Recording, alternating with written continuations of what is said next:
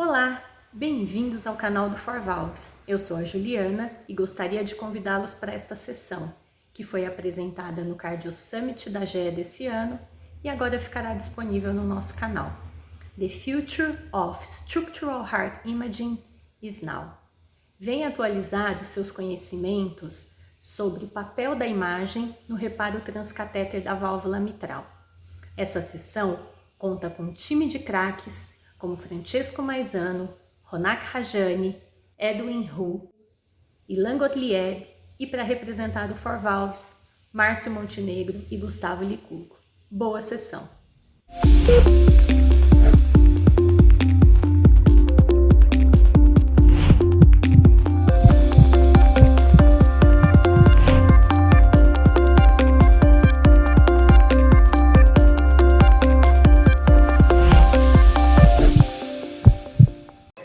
Hello everybody and welcome to our Cardio Summit 21 session sponsored by GE, and this session will be on the future of structural heart imaging. Future is now is the topic of our day, and I'm very proud to run a session together with a number of excellent friends and guests. First of all, I will be moderating and facilitating the session together with Gustavo Lycurgo from Brasilia. We will hear a number of presentations from Dr. Rajani from St. Thomas Hospital in London, and we will have a number of great panelists, Edwin from Montefiore Hospital in New York, Ilan Gottlieb from San Jose Hospital in Rio de Janeiro, and last but not least, the Professor Marcio Montenegro, the boss of Rio de Janeiro.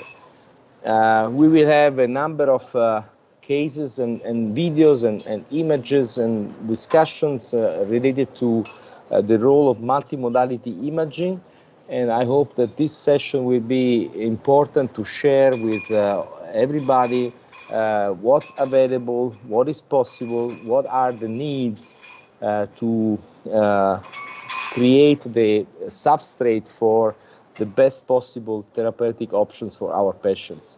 So without any further delay, I would like to ask Dr. Rajani to present the first presentation, and this will encourage our discussions. Thank you very much, Francesco. So my name's Professor Rajani. I'm a consultant cardiologist and a professor of cardiovascular imaging at Guy's and St Thomas's Hospital in London, and also hold an academic title with King's College London. Now, these are my conflicts of interest.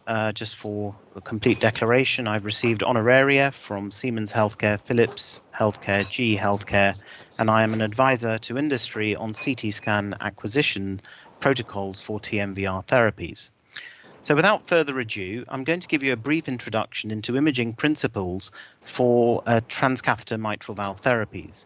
Now, the first step when a patient presents to you with severe mitral valve regurgitation is to establish whether or not the mitral valve regurgitation is primary or secondary. Now, this is largely achieved with the aid of echocardiographic imaging, and in particular transthoracic echocardiography. And we would classically use transthoracic echocardiography to look at the valve morphology, the leaflets, the annulus, the cords, look for left ventricular dilatation and functional parameters, and also left atrial dilatation, and in particular for cases of tertiary mitral valve regurgitation. Now, on the rare instances in our practice, we would then revert to transesophageal echocardiography when this information isn't available by transthoracic echocardiography imaging alone. Now, for primary mitral valve regurgitation, where there is an organic problem with the mitral valve leaflets, the majority of the imaging is done by transthoracic echocardiography, but when we're considering transcatheter therapies, and in particular edge-to-edge repair or indirect annuloplasty techniques, we also need to rely heavily on transesophageal echocardiography. Now, secondary mitral valve regurgitation, and when we're considering transcatheter mitral valve replacement, is a completely different beast, and we need all of the imaging modalities available to us to be able to plan for the procedure. Now, this extends from transthoracic echocardiography to cardiac magnetic resonance imaging to look at myocardial structure and function, transesophageal echocardiography, multi-phase ECG-gated cardiac CT, finite element modeling and computer simulation, and also bioengineering principles where we can perform computational fluid dynamics. Now, the universal suitability for transcatheter mitral valve replacement or repair requires one to really evaluate all of the imaging modalities available to you for a number of different specific anatomical features. One needs to consider the valve morphology, the leaflets, the annulus and the cords. Are, for instance, the leaflets thickened, calcified? What is the mitral valve opening area? What about the severity of the mitral valve quantification? Does this patient really have severe mitral valve regurgitation? What is the shape, the size of the annulus? Is there any significant calcification, the aortomitral angulation, and also some description as to the matter of the cords in terms of the mitral valve apparatus? Now, secondary mitral valve regurgitation is often considered a disease of the left ventricle, and so it is important to consider whether or not the left ventricle is dilated, whether there is evidence of recoverability or viability, and what the overall function is, and also whether or not there is scar. We also need to think about the left atrium because the transcatheter mitral valve device is going to sit partially in the left atrium, and also whether or not it will accommodate a transeptal puncture for more novel devices. Now, we mustn't also forget the other valves and also the other heart chambers, and in particular the right ventricle because of ventricular interdependence. Is the right ventricle dilated? What's the function of the right ventricle? And is there evidence of pulmonary artery hypertension? We need to consider the thoracic anatomy and the intercostal spaces for transapical approaches, and also consider the patient in a wider schematic of issues such as relevant comorbidities and other factors. Now, just as a quick reminder, we get a lot of information on transthoracic echocardiography, and we can often appreciate the various scallops involved with both primary and secondary mitral valve regurgitation just by understanding transthoracic echocardiography to a high level of detail. And this is used to distinguish whether a patient has primary or secondary mitral valve regurgitation, and if primary, where the predominant problem lies. I'm now going to just present a couple of cases from our transcatheter mitral clinic at Guy's and St Thomas's Hospital in London and just talk you through my initial approach. So when a patient is referred to our transcatheter mitral valve clinic, the core fundamental information is based on the transthoracic echocardiogram, and this will guide what imaging strategy we subsequently need to use. So we have a 46-year-old man who has extreme pectus excavatum, known to have Marfan's disease, prior aortic valve replacement and aortic root replacement 10 years ago, and he was a surgical turndown owing to high risk. He had severe mitral valve regurgitation and was experiencing recurrent pulmonary edema. Now here we can see the parasternal long axis images. We can see that this patient has bileaflet prolapse, a very dilated mitral valve annulus, and very organically abnormal mitral valve leaflets. You can appreciate that there is a very small mitral valve opening area, and the leaflets are very heavily calcified, and in particular of the anterior mitral valve leaflet. Now this results in a severe posteriorly directed eccentric jet of mitral valve regurgitation that is exhibiting a Coanda effect on the right-hand image. Now, in the apical four-chamber views, you can really get an appreciation of how abnormal this mitral valve is. You can see the bileaflet prolapse, highly abnormal anterior mitral valve leaflet, and this eccentric posteriorly directed jet of mitral valve regurgitation.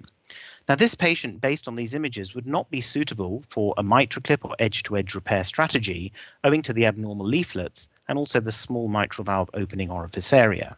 Now here you can also appreciate the secondary effects of a severely dilated left atrium and also significant pectus excavatum.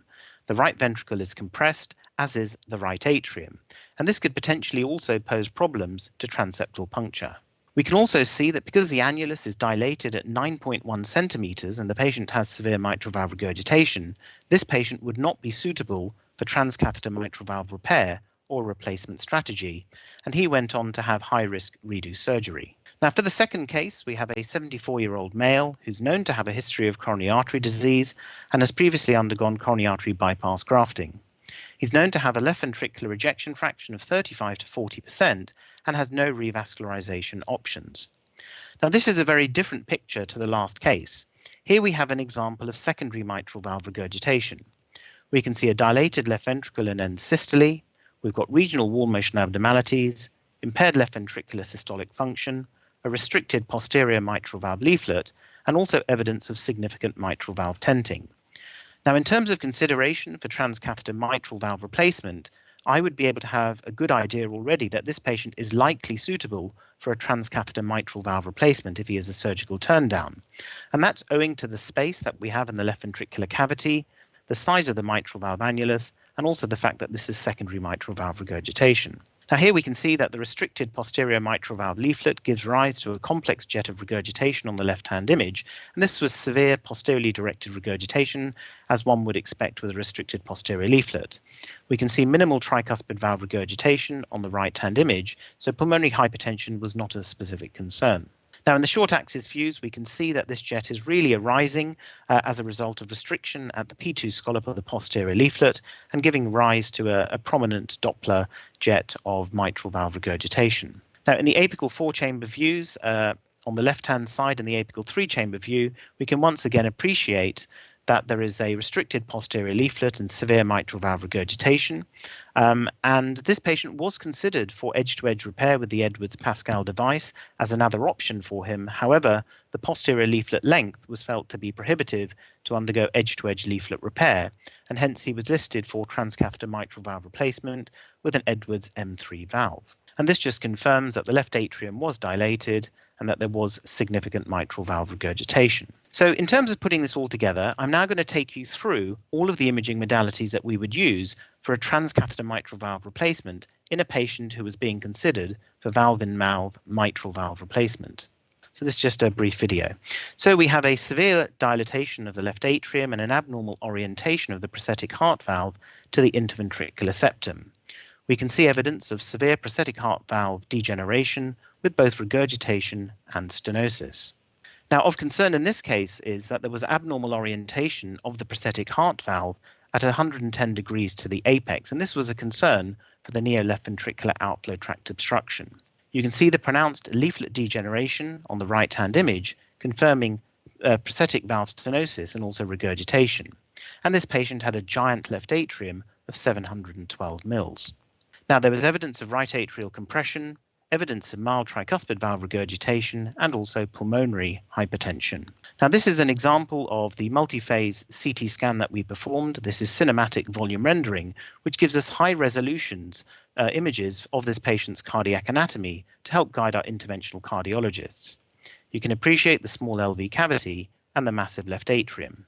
This is another example of cinematic volume rendering using transparent LA rendering to give an overall appreciation of the overall anatomy and enabling us to look at the back of the left atrium directly onto the prosthetic mitral valve.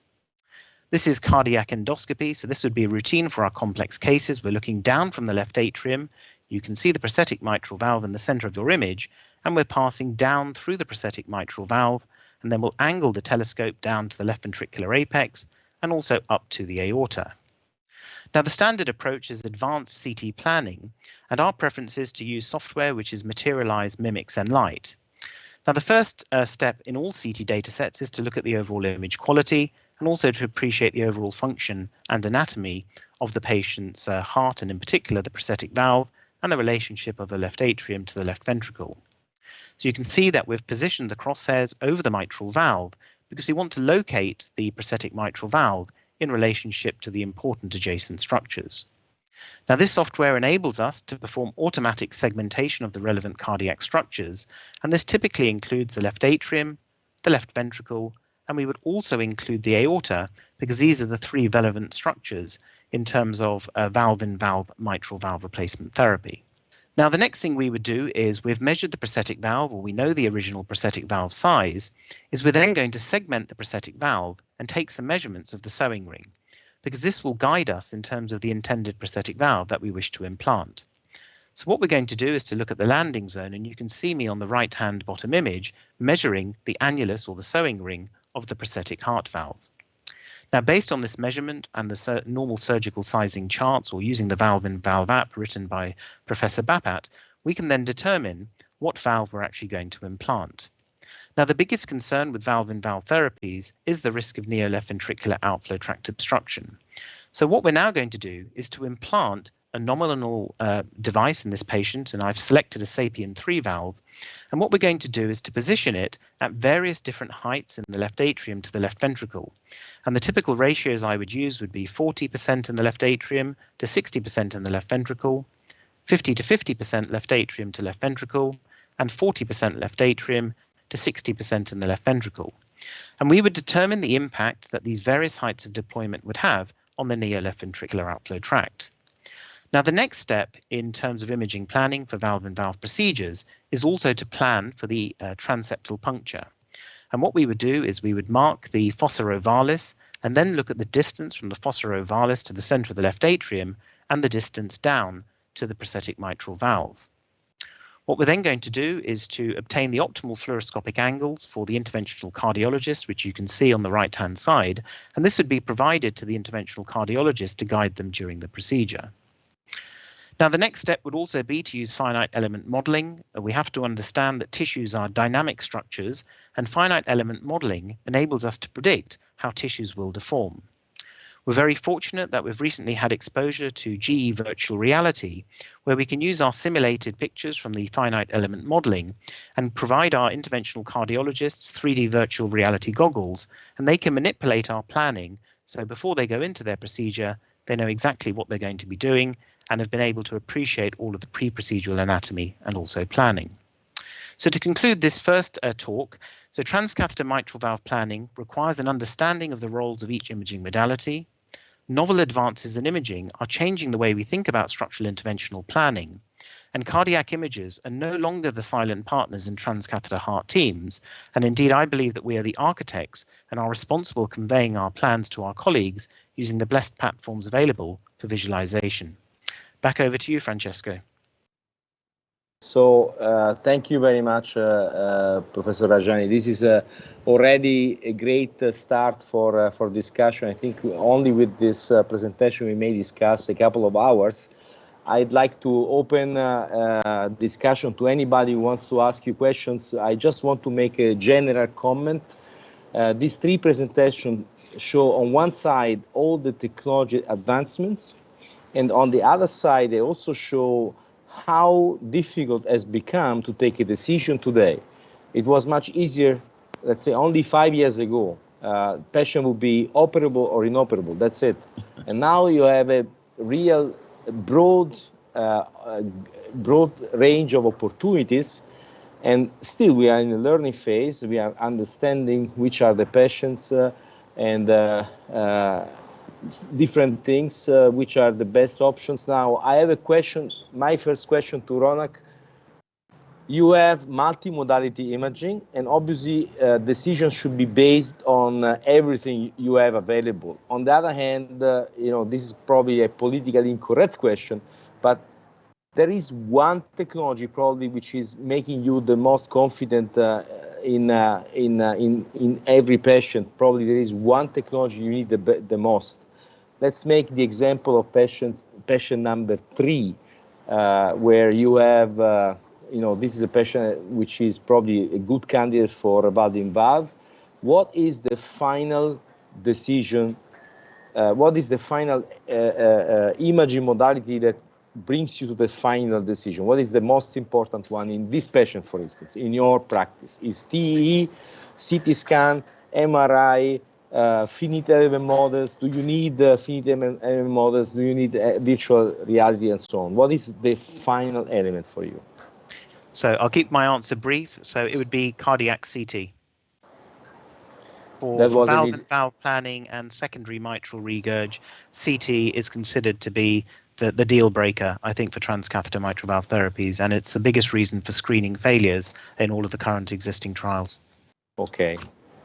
I have a question. First of all, thank you very much for the invitation and congratulations for the wonderful symposium.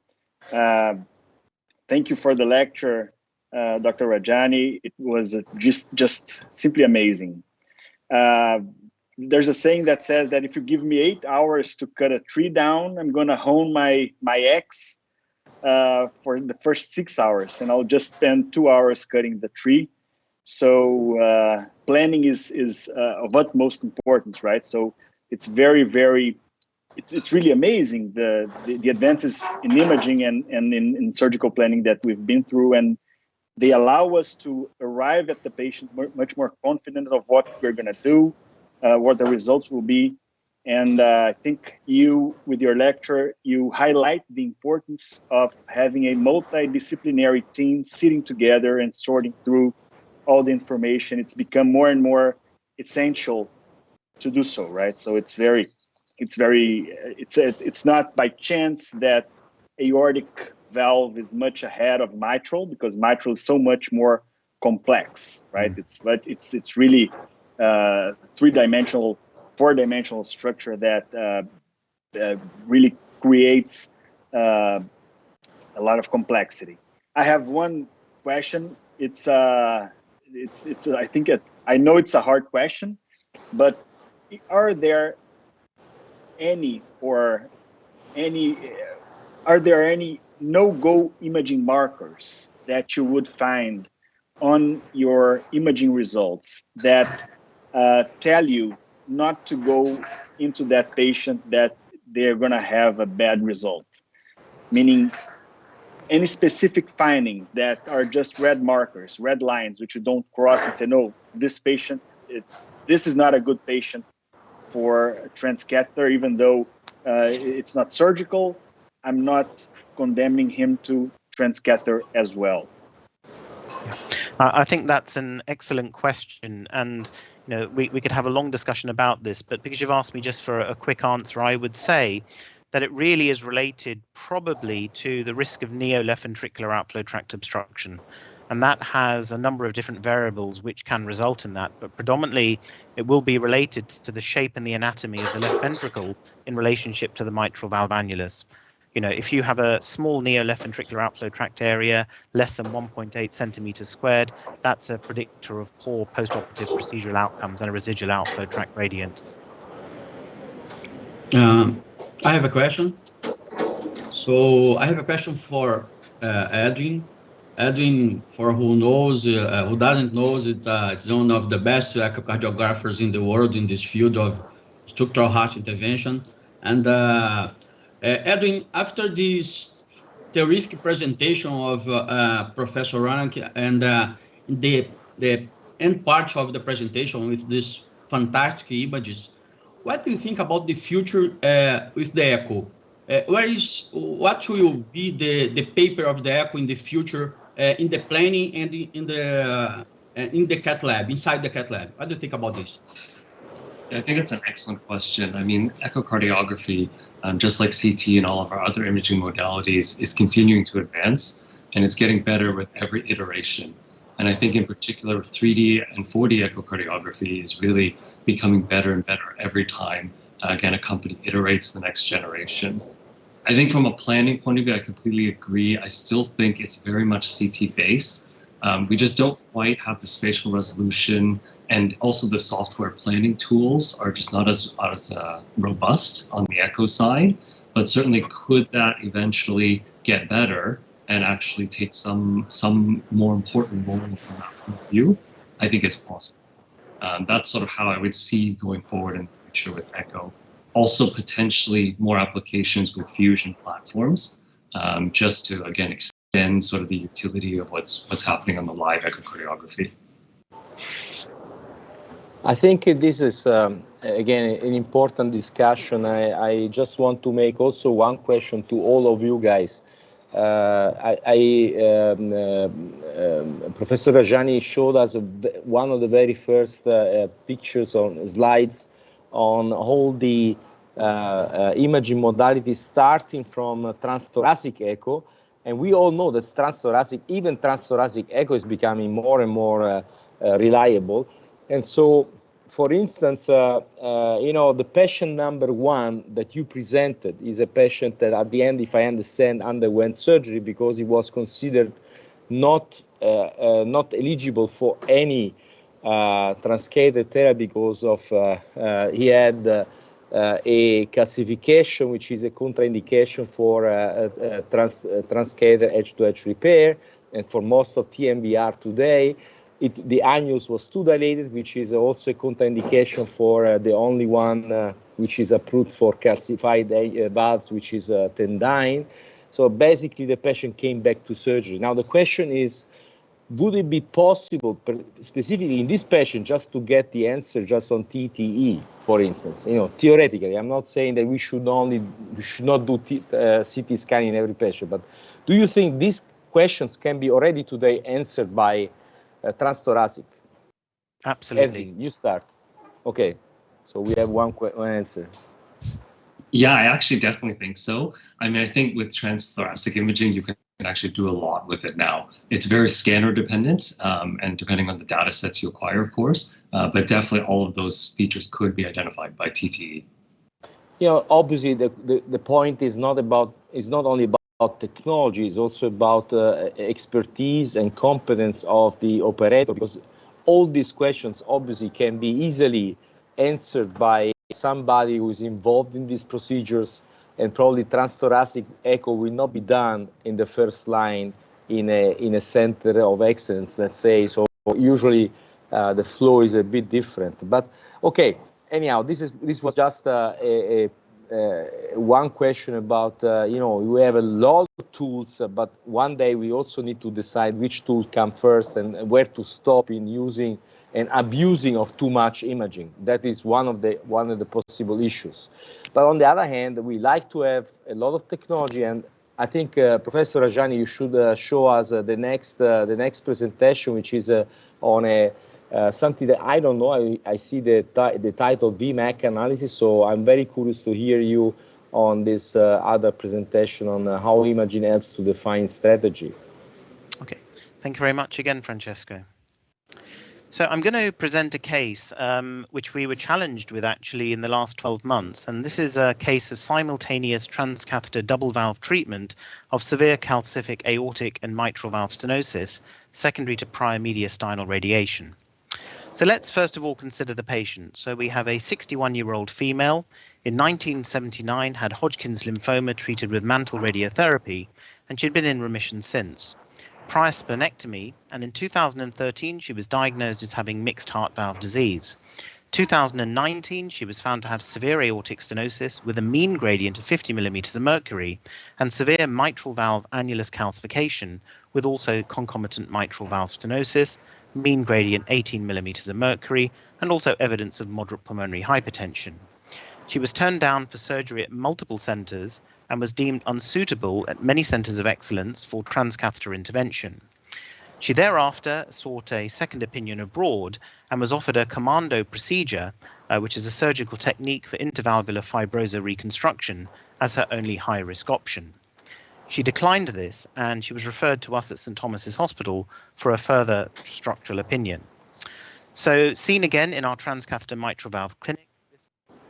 So I'm now going to show you some of the imaging. So this was the transthoracic echocardiogram, and this was quite scary when we first saw this. On the left-hand image, you can really see very extensive calcification, which extends up to the aortomitral continuity. And on the right-hand image, you can appreciate that the patient has severe aortic stenosis with severe restriction of both the right and non-coronary cusps.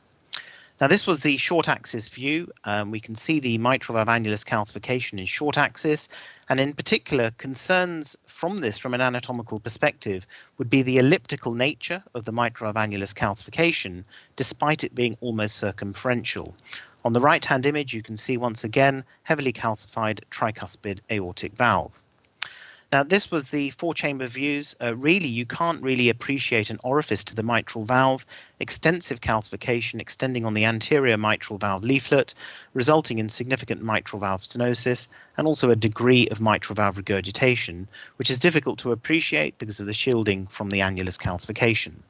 Importantly, RV function was normal with no significant tricuspid valve regurgitation. Just to confirm, the patient's mitral valve mean gradient was 18 millimeters of mercury, and the aortic valve Vmax velocity was 4.31 meters per second, with a valve area of 0.5 centimeters squared. So this is my real-time CT analysis. So for all of the MAC cases, it's mandatory to perform multi-phase ECG-gated cardiac CT.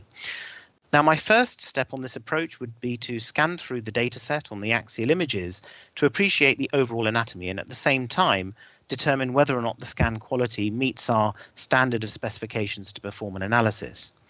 Now, what you will appreciate is that as we scroll down, you can see significant calcification over the mitral valve annulus, which extends into the posterior stroke anterolateral wall of the ventricular myocardium. Now, it's often surprising that when you compare mitral valve annulus calcification on CT and echo, they do appear to be quite divergent, and that's partly owing to the spatial resolution capabilities of both of the imaging techniques. Now what I'm doing is that I'm rotating my crosshairs along the plane of the mitral valve annulus, angling it down towards the left ventricular apex, and we can now appreciate the mitral valve annulus calcification. We're going to look at the distribution and how it extends into the left ventricle and also up to the left atrium, and also to see its extent, also paying note as to the density or brightness of the calcification. You occasionally see quite spongiform calcification, which is more liable to compress with transcatheter heart valve deployment. Now, in terms of measuring, a lot of people ask me, where do we measure mitral valve annulus calcification? And what I would say is there is no hard and fast rule. This is purely used as an approximation.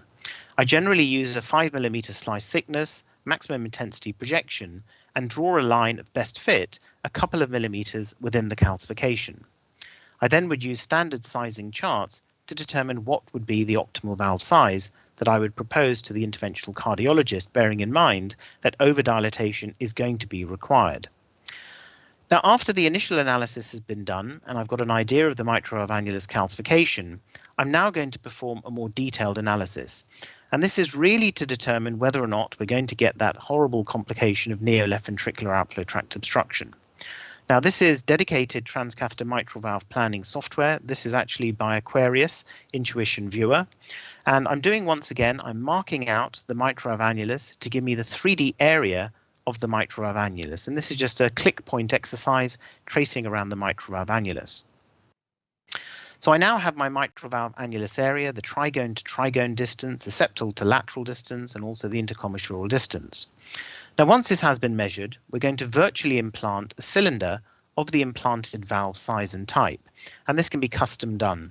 So I've selected a 29mm, which I thought was too big. I've thereafter gone for a 26mm valve, and then back to the 29mm valve.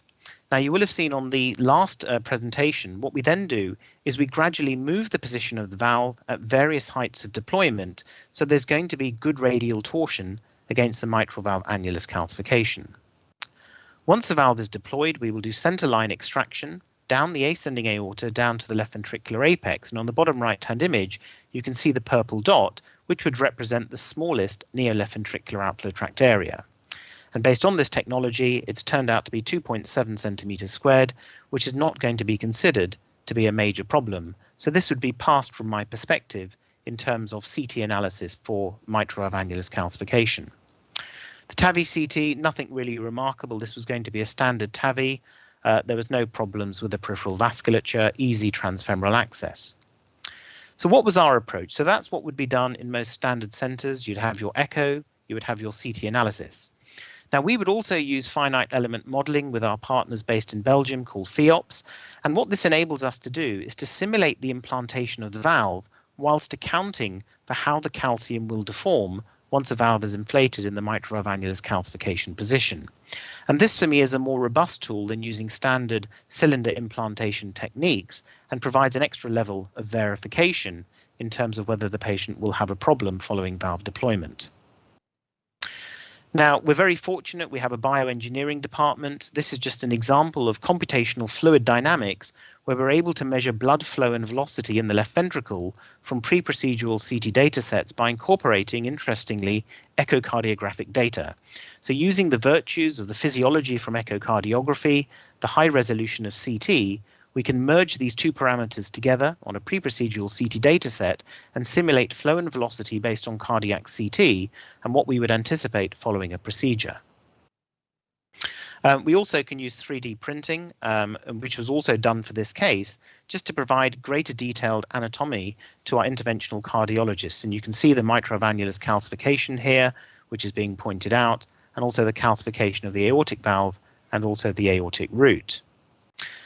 We were also very lucky that we had access to virtual reality. This was virtual reality presented to the interventional cardiologist with the burnt-on SAPIEN 3 valve actually in the mitral annulus calcification position to enable my colleagues, Professor Edwin and Professor Prendergast, to appreciate some of the pre-procedural planning steps before they went on and did the procedure.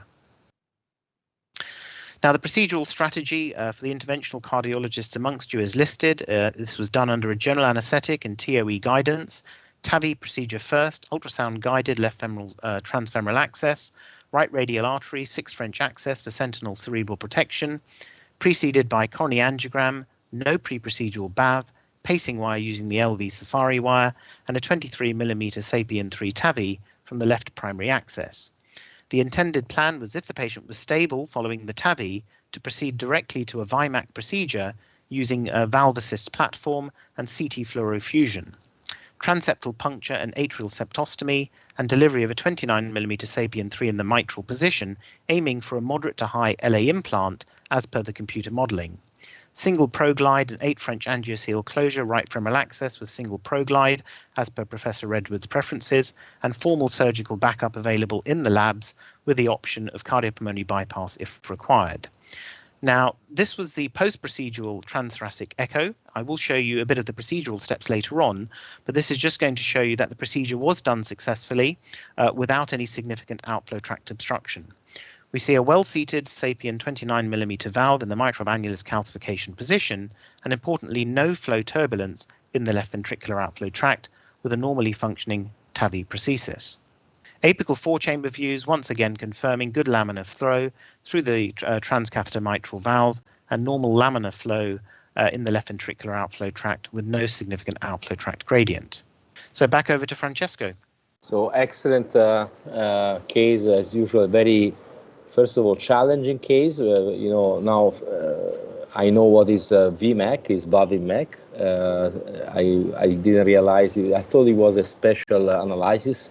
But you showed us actually the best which is available and something even beyond, you know, fluid dynamic analysis based on patient-specific prediction of the anatomical characteristics is very advanced stuff, which is, for those who are not doing these procedures, I think is important to share that these are probably the most dangerous procedures in interventional cardiology today. You know, if you don't do good planning, these procedures may lead you to a 50% mortality risk.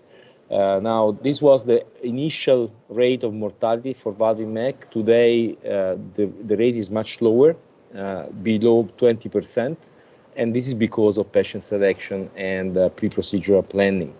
So, I have a very one question to you directly. You showed us a echo image and laminar flow and so on. Do you think what you see after the procedure is very comparable to what was predicted by FEOPS and by your fluid element analysis? Yeah, I mean, that's a very good question. So the FEOPS analysis gives you an anatomical left ventricular outflow tract area. I'm very much of the opinion that anatomical outflow tract area is not equivalent to physiological obstruction. So we know from our computational fluid dynamics modeling that we're within 5% variability in terms of the post-procedural echo. So I, where possible, would do the computational fluid dynamics. I'm not a believer in neo-left ventricular outflow tract areas. I don't think it's a surrogate for physiological obstruction. Okay, and the other point is great outcome. I like the sequence of the procedure. Marcio, we did together a challenging case. You remember another VAV-MEC in Brazil. And obviously, do you agree with the sequence, you know, doing the aortic first and then the mitral second? I think it was, in my opinion, a good strategy. And what to do in case we get LVOT obstruction? You took my question, no? Yes, it was a remarkable case, and we have done together. And I think that it's the most difficult procedure that I have participated, because it's really difficult to work with with two types of valve in the same time, simultaneous. In our case, I think that was a little bit worse because in the day before, in the night before, we have a meeting, we have a discussion with Professor Vini Bapá and João Cavalcante. At that time, the position as it was not possible to do the procedure, and we have developed a new strategy to try to do this procedure, and thanks God it worked. But in this scenario, I think that you have to put first in the if you can, if it's possible, you have to put first in the aortic and after in the mitral. In our case, we have put simultaneously include. I'd like you comment, Professor Maisano, because yeah, we have developed a new strategy, and at that point, how reliable was the CT image to deny a procedure in your experience? At that point, it's not possible to do the procedure, but we have done. Then we went against the evidence, you know. So we didn't go against the evidence. The CT scan was very clear. If we were implanting a sapien, so first of all, this patient was a patient with isolated mitral valve stenosis and insufficiency with MAC. There was no real aortic stenosis, and by CT scan there was no residual LVOT, virtual LVOT. Plus, there was not enough calcification to provide a stable implantation. So to achieve a stable implant and to avoid LVOT obstruction, we implanted simultaneously an evolute R device deep into the ventricle, which means we went against the decision of isolated valve in MAC, but we had to use a very complex trick to implant a kind of a stent in the LVOT. We stented the LVOT as well as we used the evolute as a further support for the TAVI valve. But you know, that is obviously something that is exceptional, and it was based on my personal experience that in case you have an LVOT obstruction, you have few solutions which are available.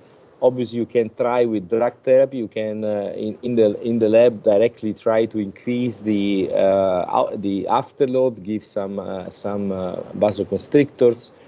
You can try septal ablation, or the last option is to go for stenting the LVOT with either a stent, which is very difficult, just to use just a stent.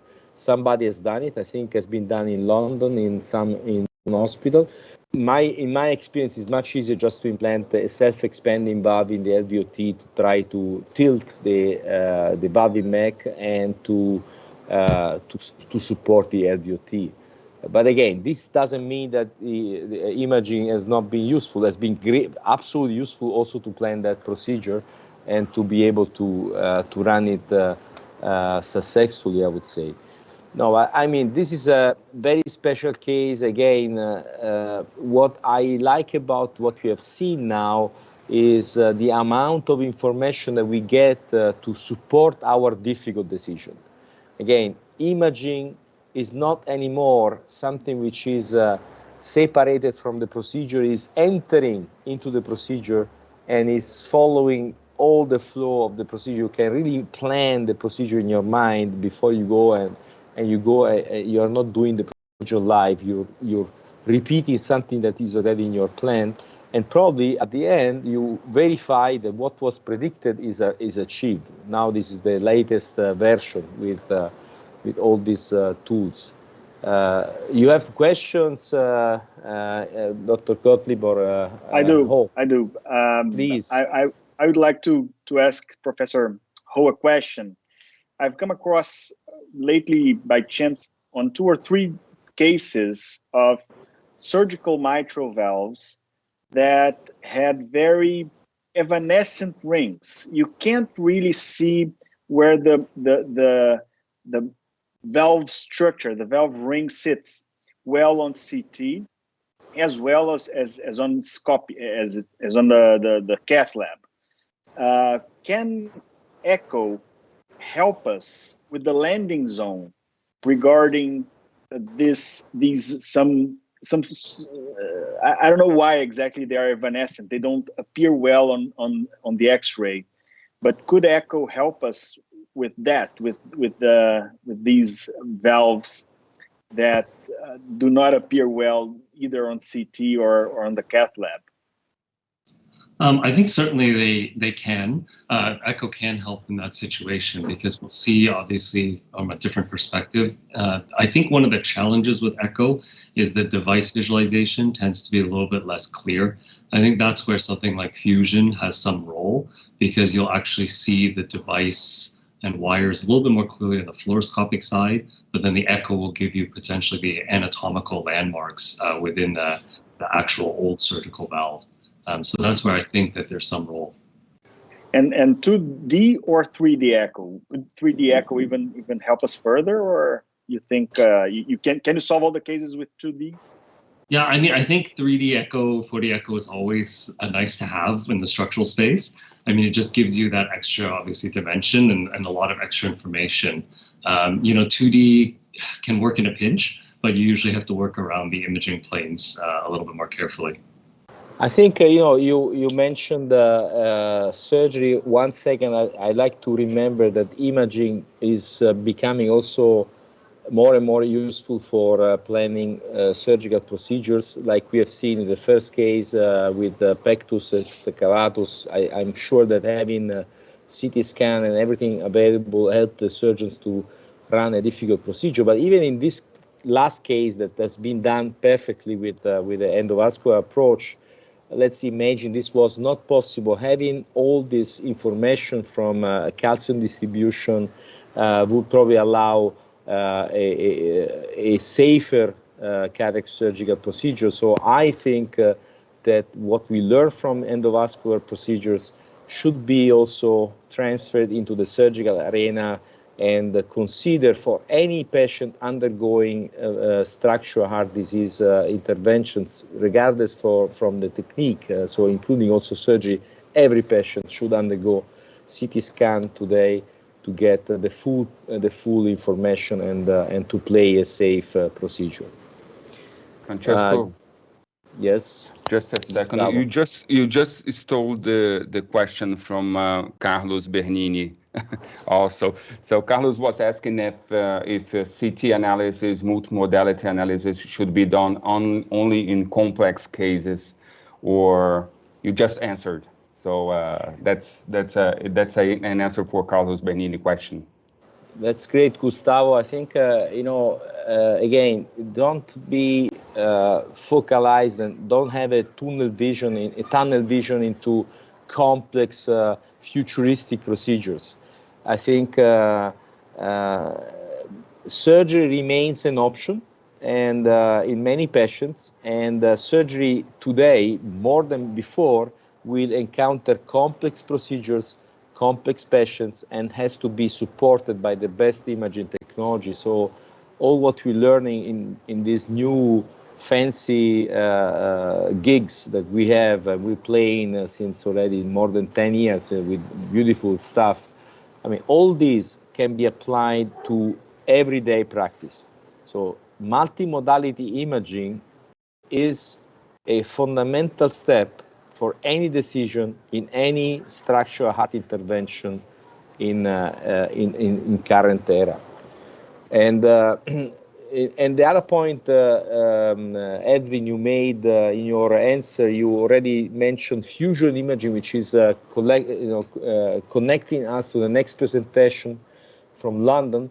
And this is about fusion imaging, which is a very interesting technology in search for specific indications. I think we are trying to define different setups, and I would like to see what Professor Rajani will show us in the next presentation. Thank you very much. Okay, so the one thing I omitted from the last case is that the last case, as Francesco and colleagues have mentioned, is probably one of the highest risk procedures that we currently have in structural interventional cardiology. Now, one of the things that we do use on all of our cases for transcatheter mitral, and particularly valve in MAC, is fusion imaging. And I'm going to show you how easy this is to do on the Valve Assist platform using a video. And this is all recorded in live time. So once we're done all the CT analysis, we're done all the modeling, it then comes down to the day of the procedure.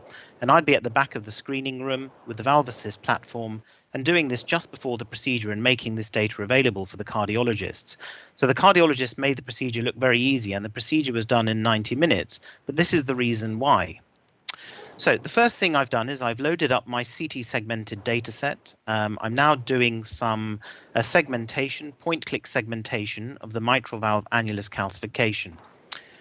And this was recorded in just 3 or 4 minutes before the procedure itself. So once I've demarcated the calcium, you can see that we've already burnt on the SAPIEN 3 valve, the simulated valve, which came from the computer simulations. So we're now just going to make sure that we have the entire stent of the SAPIEN 3 valve demarcated. I'm going to add in a few extra anatomical landmarks to help my interventional cardiologists. So I've segmented out the aorta, the left ventricle, left atrium. I'm now making some planning lines on the lower rim of the stent frame and also the upper rim of the stent frame very quickly. Now, for my interventional cardiologists, I like to also give them a little bit of additional information in terms of anatomical landmarks. So I'm going to include the left atrium, the left atrial appendage, as well as the upper and lower rims. Also tell them the optimal transeptal puncture point at the fossa ovalis, and also mark the SVC and the IVC on the image for them. Now, this data at the time of the cardiac cath lab is going to be made available to the interventional cardiologists. Now, in order to do this, all we need to do is to take 2 fluoroscopic images in orthogonal views. So we do our acquiring of our images. And then once that's done, we use our pre-prepared simulation and planning lines, and we gradually move them on the 2 orthogonal views. So you can see that we're going to move the mitral valve annulus calcification to a radio-opaque marker on the fluoroscopy on the left-hand image. Do that again on the right-hand image, and we now have CT fluorofusion ready. Now, whichever way the gantry table rotates, that data will be available as and when the interventional cardiologist requests it, and we can change the transparency settings if it's disturbing the interventional cardiologists at that time. Now, I did say I was going to show you some of the video of the procedure. On the top-hand video, you can see Professor Simon Redwood and also Professor Bernard Prendergast. On the left-hand image, we have Mr. Chris Young, who's our backup cardiothoracic surgeon. Now, I'm not going to play through the whole video for the time, but you can see here that the TAVI valve has been deployed. They've done rapid pacing with the Safari wire, and that's been a nice fit. What then happens after this is Professor Simon Redwood and Professor Bernard Prendergast have a chat amongst themselves. The procedure's gone well. We verify the flow through the TAVI prosthesis using blood speckle imaging on the GE E95 R4 platform to look at laminar flow, and we're verifying the mitral valve annulus calcification. So though we do a lot of the CT for the pre-procedural planning, when it comes down to the procedure itself for high-risk procedures, we then are going to be incorporating the most highest spec echocardiographic imaging that we can obtain. Now, this is now moving on to the MAC procedure, and we're now going to provide our interventional cardiologists access to the fusion imaging. So we're now doing the real-life fusion imaging and making sure that the imaging's represented on the fluoroscopy, and so our fluoro imaging will track our simulations and our CT images. And you can see the anatomical landmarks. We've got the mitral valve annulus calcification, the lower and upper rims, the SVC, the IVC, and also the fossa ovalis. Now, this fusion imaging is used, as I've mentioned, not only to provide extra anatomical detail from the CT, but it's also to provide me the reassurance that all the planning that I've done in advance of the procedure is followed. So my prediction of a neo-left ventricular outflow tract was made at a 60 to 40% deployment in the mitral valve annulus calcification. Now, historically, I would have no control where the interventional cardiologist eventually deploys that device, and whether or not that's going to replicate my simulation from the pre-procedure. So giving this information, giving the interventional cardiologist clear landmarks as to where the planning has been performed that indicates an optimal outcome is clearly in the patient's interests, my interests, and also the interventional cardiologist's interests. So they're now done the transeptal puncture through the fossa ovalis, and they've now positioned a guide wire support, and they're doing the balloon septostomy just to make a larger gap in the interatrial septum. Now I'm just going to fast forward a little bit. So they've done the pre-procedural planning steps. Now what they do is they're passing the valve, and they're now using the fluoro-CT fusion to make sure that they position the valve directly within those anatomical landmarks. And then the trick and the skill from the interventional cardiologist is to make sure that as the valve is being expanded, they're making sure that they're retracting, pushing and pulling to make sure that the TAVI valve is deployed with the anatomical landmark, which is going to indicate a good procedural outcome. Now, for all of our valve in MAC procedures, this is standard technology that we would insist upon using for all of our cases. And, you know, we've done about 7 or 8 now in the last 2 years, and we've used this technology for all of our cases. And so far, fingers crossed, you know, all of the results have simulated the pre-procedural planning steps that we've done. Now, this, as you've already seen on the last presentation, was associated with an excellent outcome. You can see that they've had to use extra support. They've gone in through the TAVI valve to make sure that they had enough support. And then they're verifying the laminar flow with blood speckle imaging on one of our GE E95 R4 platforms to make sure there's good laminar flow and no paravalvular regurgitation. I'm going to show you how to actually do echo CT fusion as well, which is something that we've been exploring over the last 12 to 18 months as well. Now, this was a very, very complicated case where a patient had a biological mitral valve prosthesis in situ that had become degenerated, and there had been caudal preservation, which was sewn on the inside of the sewing ring, which was preventing leaflet opening of the bioprosthetic mitral valve. So the interventional cardiologist said to me, is there anything that we can use with fusion imaging?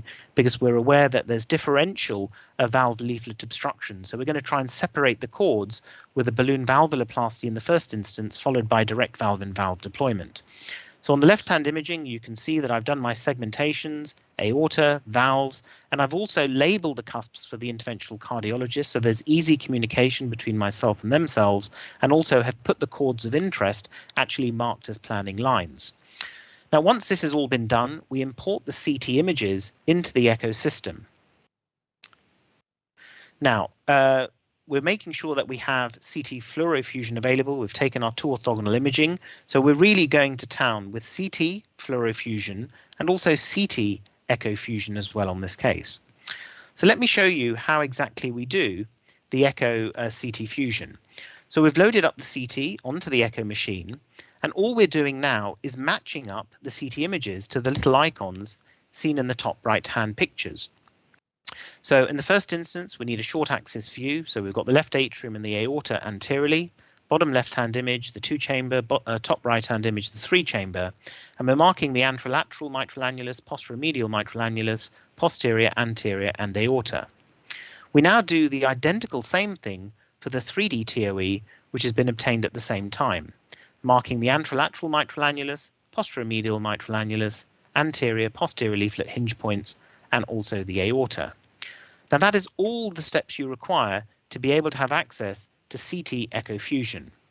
We then match the imaging to make sure that the registration is appropriate, and now this is then available for the interventional cardiologists at the time of the procedure, thereby giving them the virtues of the dynamic imaging from echocardiography and also the high resolution, spatial resolution and wide field of view capabilities of cardiac CT. So in the beginning of the procedure, the CT dataset was uploaded onto the scanner.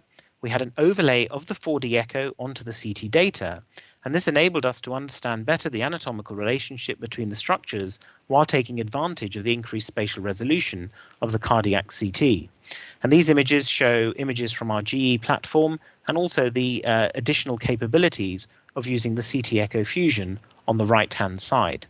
This is particularly useful in this case because this patient had calcification over the intraatrial septum, which wasn't appreciated on the echocardiographic imaging, so we were able to mark that out for the interventional cardiologist as areas to avoid.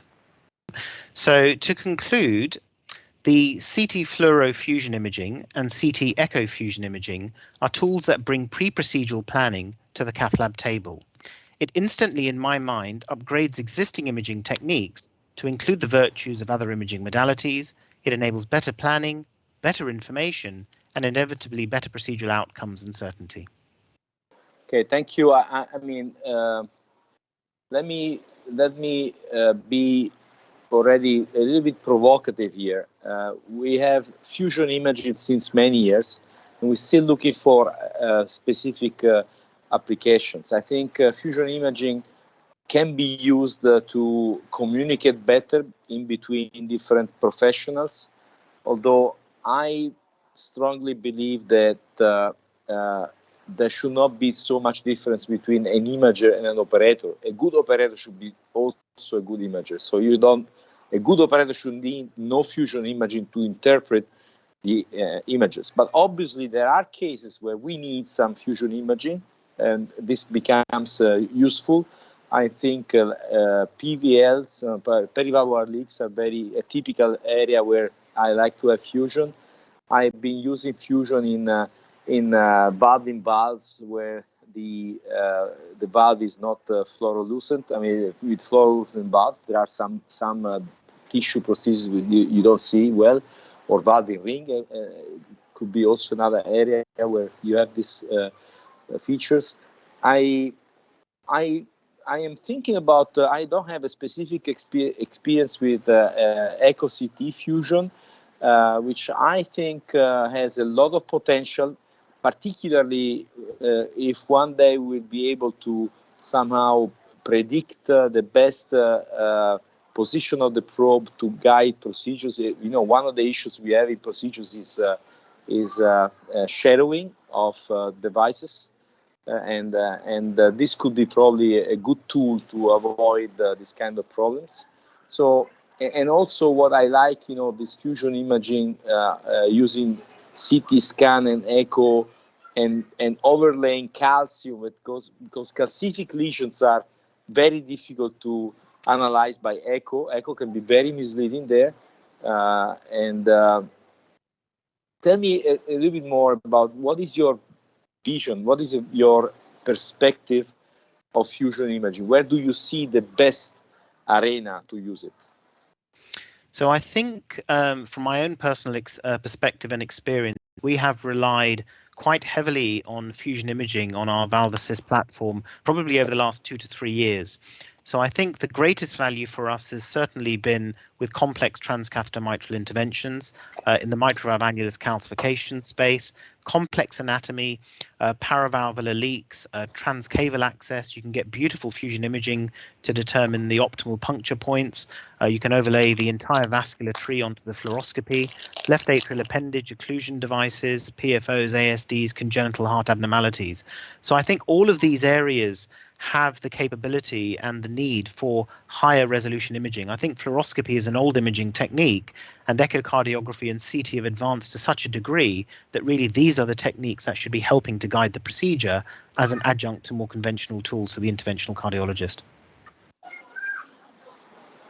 The question to everybody is, fusion imaging is creating even more information to the eyes of the operators, and so what is your opinion? How do we avoid confusion from fusion imaging? Because you have so much information and you may be confused by all this information.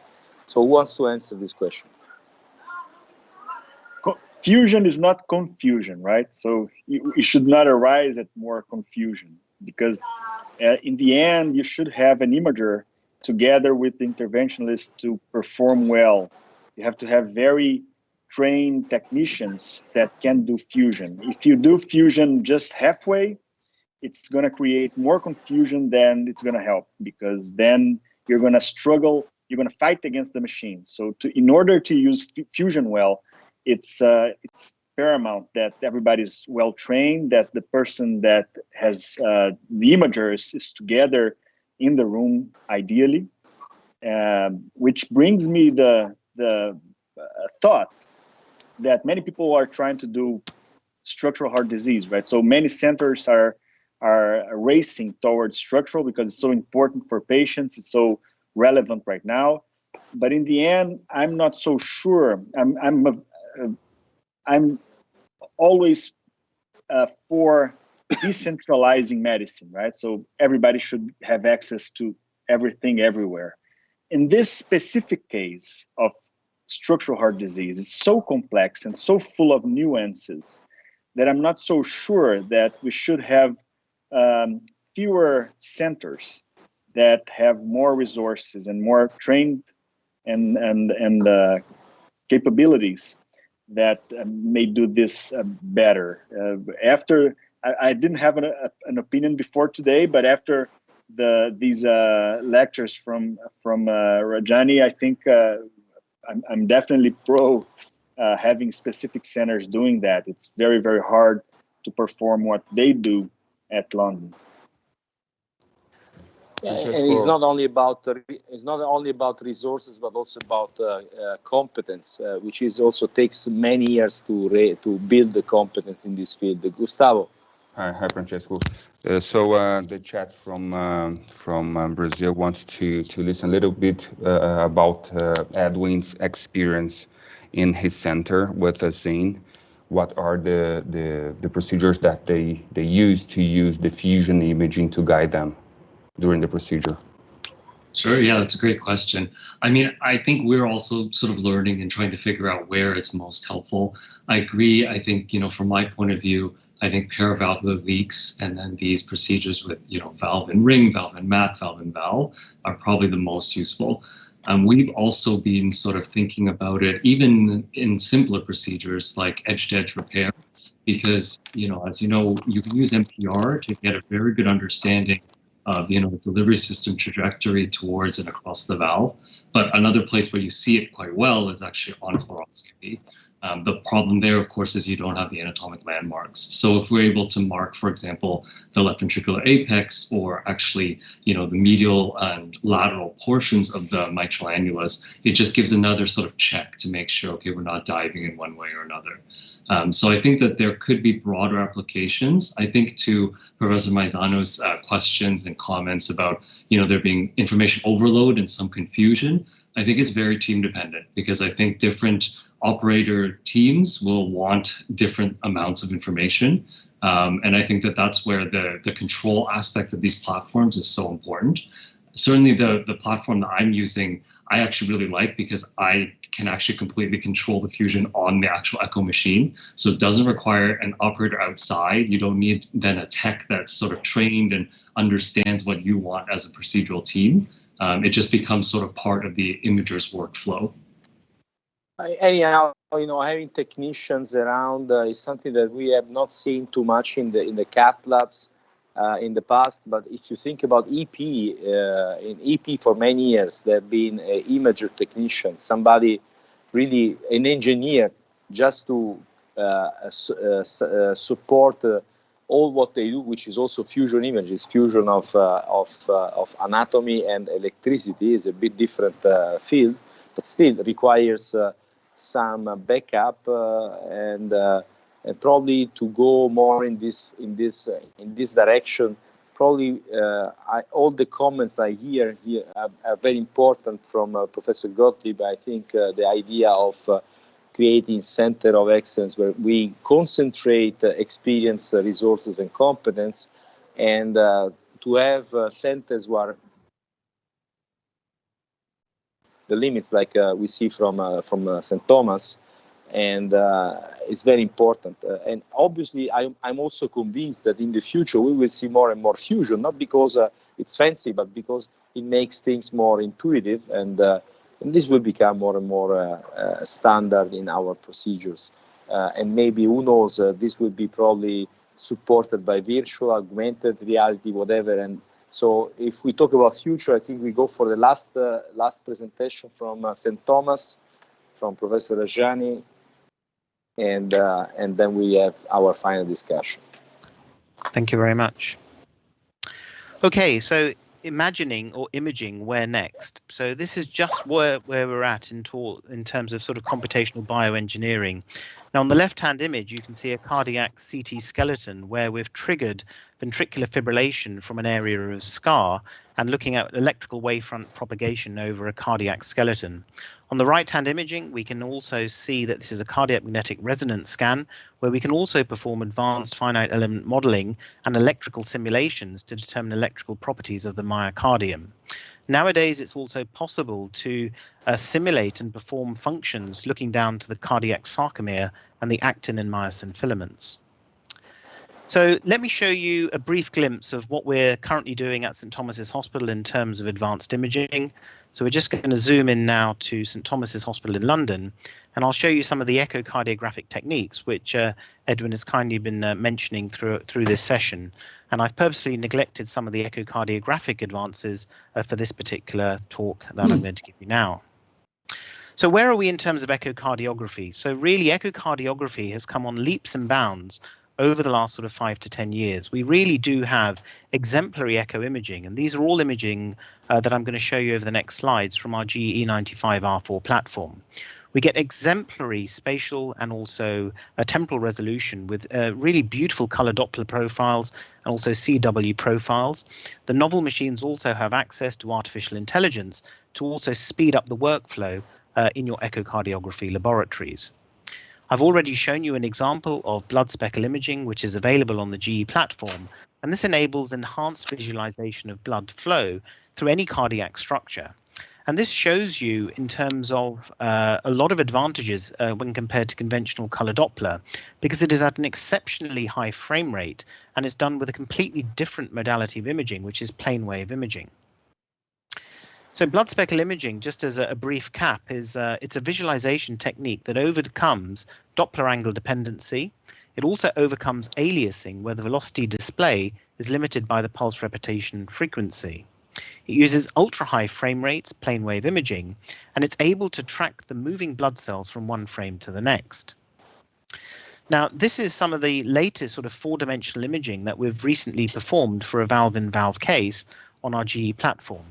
And you can really see almost cinematic quality, high definition, volume rendered imaging that we're able to perform by four-dimensional imaging techniques. And this type of imaging really makes the job of an interventional cardiologist very easy and enables the transmission of information from the echocardiographer doing the structural TOE to the interventional cardiologist. Now, in this particular case, we also use the CT Echo Fusion, which I've shown you already how to do and how to set up. And we also use these advanced cinematic type of techniques with FlexiLight to be able to actually provide peri-procedural guidance. And this is providing unrivaled imaging that we've never really had available before for our interventional cardiologists. We're also able to use this technology to provide anatomical landmarks and able to convey information that much more easier. Now, it's always nice when a procedure goes well for an imager that you can also look at your procedural outcomes and demonstrate that the procedure has been a success to your interventional cardiologist. And this was a valve-in-valve procedure that was performed by Professor Simon Redwood, and we used our GE Echo machine to support the case and also confirm the procedural success afterwards. Now, in terms of CT advanced processing, I've already spoken about the application of computational fluid dynamics, and this essentially enables us to use the multi-phase ECG cardiac gated data set and incorporate echocardiography, transthoracic echo, using input and output boundary conditions.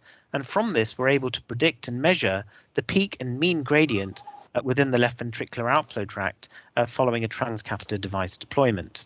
And in this particular example, we were correct within 5%. Now, we have been working on this technique over the last couple of years. It's an area of interest of myself. So rather than just portray this as being a black box, there is a lot of hardware that goes in to produce these beautiful imaging. What it requires is supercomputers. We need to perform image processing, image segmentation, geometric modeling, and also advanced physics solvers. We first of all take the CT scan, perform image segmentation. We do surface processing, motion tracking, sensitivity analyses. We do geometric modeling with an STL file of a transcatheter heart valve. We merge this with the LV service. We incorporate boundary conditions from echocardiography using LV size, LV cavity dimensions, flow velocities. We create a tetrahedral mesh of the left ventricle, apply a whole array of different physics solvers, surface mapping techniques. We do morphing, and then this is followed by flow field analysis. Now, this technology, really, I think the sky is the limit. This is just an example of one of our latest videos, which basically shows particulates of red blood cells within the left ventricular cavity following a transcatheter mitral valve deployment. And this was particularly designed to see whether or not we could use this technology to predict subvalvular thrombosis and blood residence time within the left ventricle, and how this relates to pre-procedural left ventricular systolic function and left ventricular cavity dimensions. We can also use advanced computational modeling to model endocardial strain. And this is a technique that we were commissioned to do by IBM to determine whether or not we're able to predict LV functional recovery following resolution of mitral valve regurgitation, either via surgical or transcatheter mitral valve techniques. We have explored the use of finite element modeling with our compatriots FIOPS in Belgium. And really, this is really revolutionizing the way we consider mitral valve annulus calcification, because we're now able to see how calcium will deform following valve deployment, and also to see whether or not there is a likelihood of developing paravalvular regurgitation or device dislodgement following a valve-in-Mac procedure. I've already shown you that we can use this technology to simulate how valves will perform in a valve-in-valve procedure, and also account for device flaring once it's expanded with balloon inflation. We've also recently explored this technique to see how a lampoon procedure or leaflet laceration will impact upon neo-left ventricular outflow tract obstruction and how blood will flow from the left ventricular cavity through the leaflet laceration. And I've already shown you, this was an example of CT fluorofusion imaging. This is one we actually showed at Professor Maisano's conference in Zurich in 2018 of our first example of CT fluorofusion for a valve-in-Mac case. And you can see the appearances of what having no fusion would be like for a valve-in-Mac procedure on the left-hand side, with landmark fusion on the middle image and full volume rendered fusion on the right-hand image. Now, there's a number of new technologies that we're also evaluating at King's Health Partners. This is an example of a virtual CT hologram. This is a three-dimensional TV screen, and you can see myself using my hand to manipulate the CT dataset live for Professor Edwin before he's going to do his procedure. So this is a virtual CT hologram, but we also know that we have availability for real-life holograms as well. So this example was kindly provided from Israel by RealView Technology, and this was a real hologram with the interventional cardiologist in the cath lab using his finger to manipulate the CT dataset, to cut through the dataset and to visualize the anatomy before he was going to do the procedure using a projection device. So virtual reality for TMVR, I've already shown you how we're now incorporating this for our complicated procedures for our interventional cardiologists. So to conclude, I think the future is very bright for structural imaging. I think it enables all of these techniques, better communication, better translation of the data that we're doing before the procedure to the interventional cardiologist. I'm a very strong believer that access to these techniques and technologies is inevitably improving patient outcomes, and it is maximizing the impact of all the hard work we do before the patient actually enters the cardiac cath lab for their procedure. Thank you very much. Thank you, Professor Rajani. I think it was a great lecture, showing us, what will be probably, hopefully, available in 5 years from now, and you already mastered this. Particularly, I like the idea that we can now image flow rather than make assumptions based on velocities and based on pressures. The heart works on blood flow, not on pressures. And so we will learn a new physiology soon in the next years. I would like to ask anyone in the panel if there is any these technologies that really makes you surprised? And if you want to make any comment, if you have any experience with either holograms, augmented reality, fluid dynamics, speckle tracking. Edwin, you live in a very wealthy area in the United States. What do you have? I was going to say, I mean, I think I'm most impressed and sort of see the biggest future for some of these fluid dynamic modeling, because I completely agree with a lot of the comments. You know, we base a lot of our assumptions right now on anatomy alone, and anatomy obviously usually results in physiology, but they're not exactly the same. So I think that's really stands out to me. Marcio, if we had the fluid dynamics and finite element models and everything else, would have been different procedure last time, or what do you think? You know, when I think about the way we work today, almost with one eye closed, because we don't have all this technology, I imagine what will become our profession in the future. So I fully agree with you, Edwin. I think that we have to learn how to use this information about flow, but the image, it's really fantastic. And we already know that when we change, we replace a mitral valve and with a prosthesis, the changing the flow it have a high impact. So the flow changed totally from the mitral valve native. So I think that in the future we will learn how to use this information with the flow. I think that Mohamed Saraf has some answer for our questions. That's another glimpse to the future. And what about Dr. Gottlieb? You have some messages. Well, I'm very, very impressed. I'd like to congratulate Dr. Rajani on the wonderful images and presentation and experience. We also have some experience on virtual reality for surgical planning in our hospital. We do it a lot. We have excellent feedback from surgeons, and we don't use it a lot on structural. We don't have the experience on cardiac a lot, but I think that our experience from oncology and other surgical fields translate into cardiology.